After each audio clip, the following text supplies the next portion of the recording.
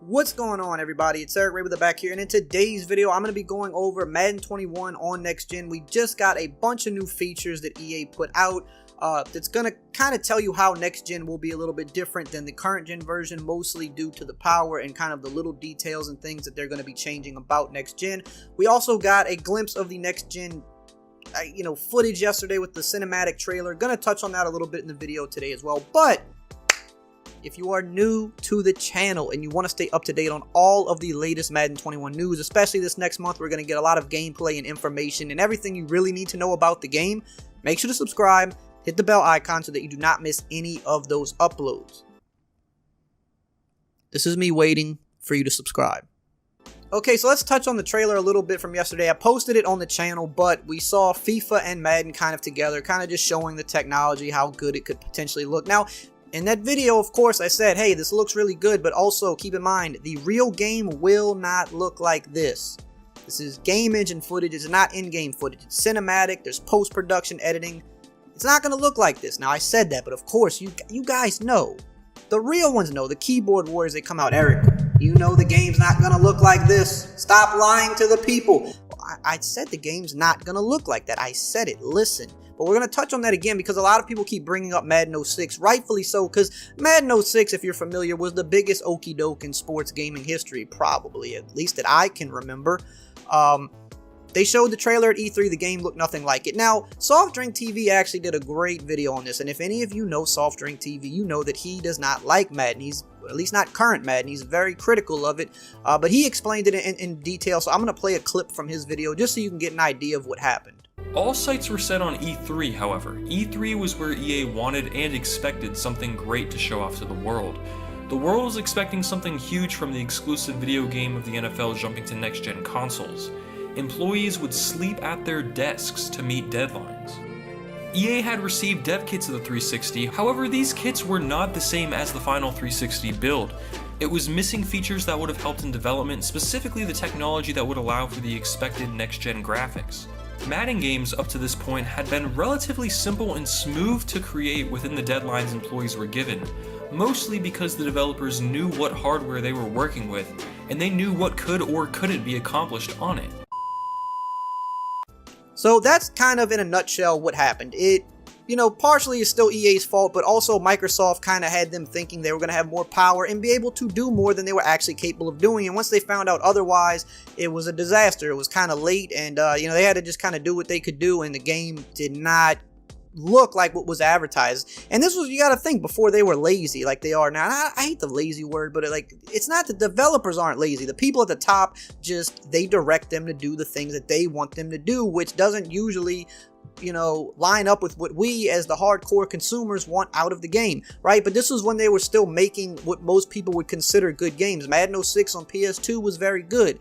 They were trying to make 06 on next gen so detailed and then realized there was no way to do that, and then the trailer was already out, and apparently that wasn't even supposed to be the trailer. That was put together to give the developers something to kind of aim for, like get in this realm. But it wasn't ever supposed to or could look that good. So 06 is a completely different situation from today. Even Madden 25. Madden 25, yes, again, it didn't look exactly like that trailer because, again, it's cinematic. You have different camera angles there in post-production that you don't get when you play the game in real time. But graphically, it didn't look that much different than that trailer. Sure, it didn't look as good, but it was a lot closer to that than 06. 06 was a special circumstance. Now, here we are in 2020. They know what the systems are capable of. They're not, like, in the dark. So they know exactly what they're doing. Again, yesterday's trailer, the game won't look like that. Do not expect it to look like that. It just gives you an idea of the power. And with that power, what else can they do with that power aside from graphics, making the game more detailed and stuff like that, which is important. But why most of you are here, y'all want to hear the features that were released for next gen. Now, I've been struggling to figure out, is next gen going to be different than current gen? Because I was thinking it looks like it's going to be the same game outside of, obviously, graphics are better, it's going to load faster, it's going to be, faster frames per second. Basically going to be the same game, though, what it looked like, and that's why I thought they were going to let you upgrade it for free. But we did get some details that sound like the next gen version definitely has some perks that the current gen won't have. But again, before I read this, take them with a grain of salt. This is marketing speak. Last year, they sold us scenario engine and face of the franchise to be a lot better than what we actually got. So while this stuff is going to sound good, you shouldn't go pre-order the game just because you're hearing this. You should always rent first because you might have a different opinion on it once you actually play it for a day or so. So gonna read this. Also, the upgrade, they did mention you can still upgrade free if you get it on current gen. You can upgrade all the way till the end of Madden 21. They have extended it, so if you get the system a little bit later, you can still upgrade. Now, the stuff you have will carry over to next gen when you upgrade, but note, you cannot go backwards. Once you upgrade and transfer your stuff to next gen, you cannot transfer it back to last gen. So just keep that in mind. Once you do upgrade, that's final. So let's get into the features. Again, grain of salt, okay? Not going to say it again. This is just me reading what's put out there. So this is for FIFA and Madden. They're two flagship games. They're kind of explaining how the new tech is going to help these games be more detailed and immersive, which most of these features are immersion type details, but that is something I know a lot of people are interested in, is more immersion, because Madden's immersion pretty much sucks if we're just being honest. Alright, so first is controller haptics. Sense the impact of shots, passes, catches, kicks, tackles, and hits with immersive controller haptics. A new DualSense controller on the PlayStation 5 with rich and responsive haptic feedback deepens the gameplay experience, letting you feel the rhythm of the game in your hands. Now, I talked about this. I did a video last week, 5 ways that next gen will change Madden, and it's mostly like talking about how the hardware is going to affect the games, and controller haptics was one of the things I mentioned.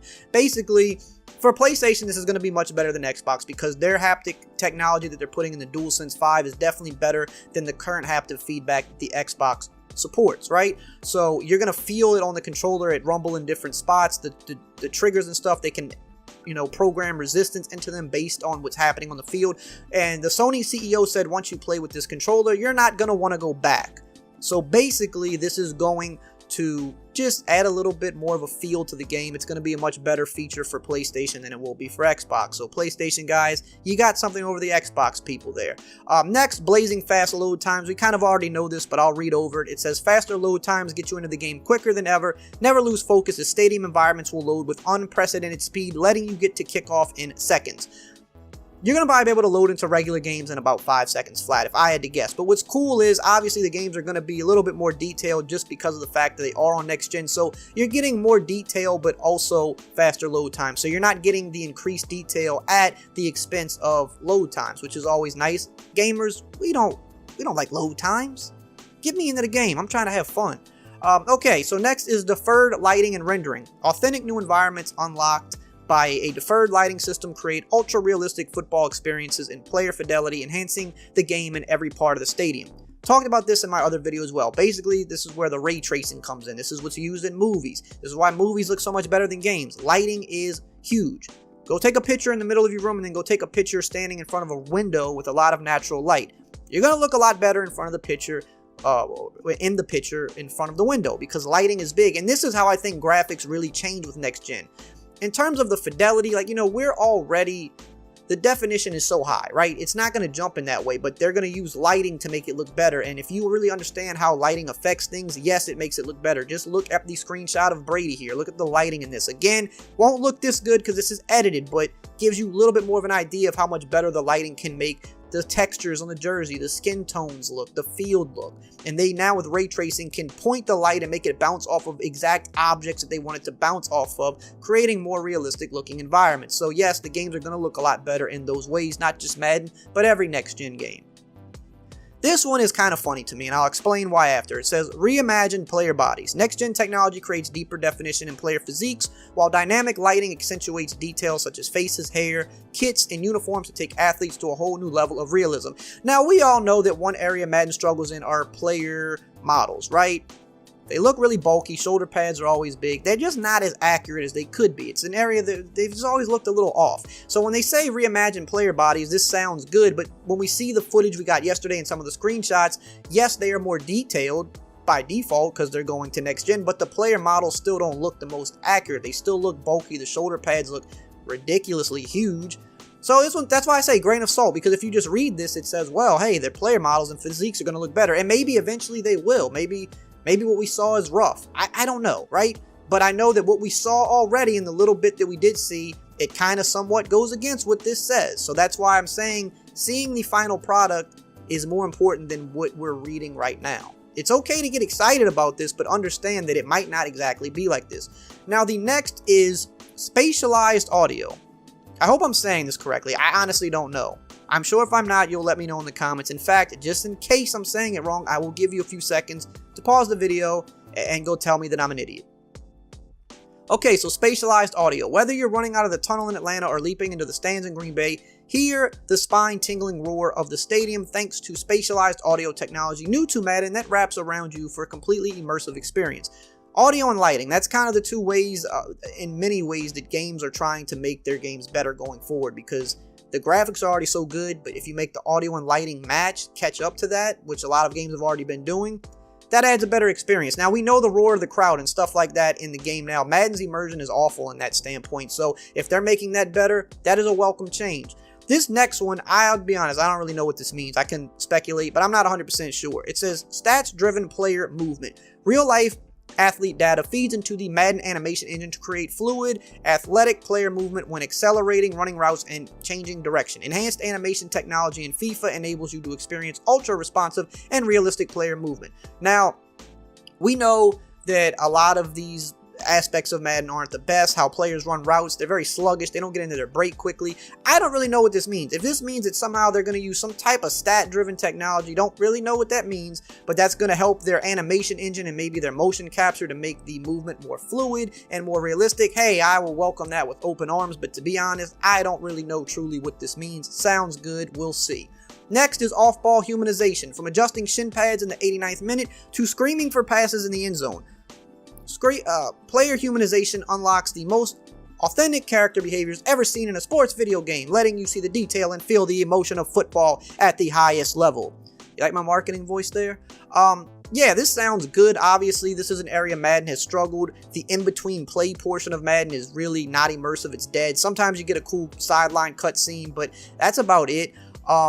We've seen them sprinkle some of this in, right? Like some of the specific quarterback characteristics or mannerisms, like Breeze licks his hands, or how Cam Newton points like a weirdo when he hot routes, and that's why people hate using Cam Newton in the game, because his hot routes take forever because he does this point thing, right? They've done that for some of the QBs. They've added some sideline animations. How much more are they going to do? Because again, when you read this, I'm like, hey, I want that immersion, because it's such a killer between plays when you're just not seeing much going on. You know, I want to see a lot more of this. Will they finally update the sidelines? I mean, please, Madden, please. I'm not going to say I care that much about the sidelines. I care more about the gameplay, but I get it. The people that don't like it, I get it. When you look at the players on the sideline and they're not real player models and they don't even have names on the back of their jerseys, look, I get it. It's a memory issue, but we're going next gen. We have more of it. We have more power. Please use it, EA. Please, EA, use it. Please, EA, use it. Please. Let's bring the game to life. NCAA and NBA 2K, and you made NCAA, so you know what to do. The games felt alive. The energy was there. Please give us that in Madden, because Madden, every game feels the same, and, you know, that's not cool, alright? Exquisite weather detail. Mother Nature comes alive in Madden like never before. In stunning new detail, see standing water on rain-drenched sidelines and cold winter snow accumulate on the field. Visually enhanced weather conditions also affect cloth definition on athletes to match environmental variables. We saw a little bit of this in the Tom Brady clip and in the screenshot. Again, will not look this good. This is edited, but it gives you an idea. The weather looks a lot better, and the way it looks on the jersey and stuff like that looks better. I get a lot of weather complaint comments over the years. People want weather to look better and be more realistic, and yeah, I mean, I agree. Playing in weather is, you know, weather games are fun, so, well, I mean, depending on who you ask. They're not fun in a competitive environment, but in a casual environment, they're very fun. It adds a little bit, you know, other element to the game. So, yeah, if they can make this better detailed with the next-gen technology, I would love that. And lastly, we have game day immersion, which by now you can see most of these features are detail and immersion type details. They have more power, so they can detail the game better without it, you know, slowing down or lagging the game now. It says new contextual player bench and fan reactions let you feel explosive passion of last minute game winners or game clinching touchdowns, and pre-game cinematics deliver an unprecedented match day experience to immerse you in the sights and sounds of professional football. Again, this is an area that Madden struggles, right? The game doesn't feel special. Super Bowl feels the same as week 1. Game-winning touchdown feels no different than the first touchdown of the game. NCAA, you felt the environment. NBA 2K does this great. If it's the last minute of the game and it's tied, the screen shakes, the crowd is going off the wall. It feels different. It feels special. When you hit the game-winning 3, the crowd yells 3, and then they lose their minds. You don't get any of that in Madden. I would welcome this. This is the most thing that I would be excited about reading this. I want the crowd to come alive. I want the sidelines to come alive. I want the players to come alive. So if they're going to do that, man, great. But again, reading it, yes, sounds good, but sometimes they give you the most basic version of what they're writing here. Very rarely do they fully deliver and give you like what you picture when you read that. So yes, again, this is good. You know, if they're going to put the more detail into the game, there's so many areas of the game that need work. Gameplay, franchise is still, you know, I mean, God, it's just, I don't play franchise, but I get it, man. It's not very good, right?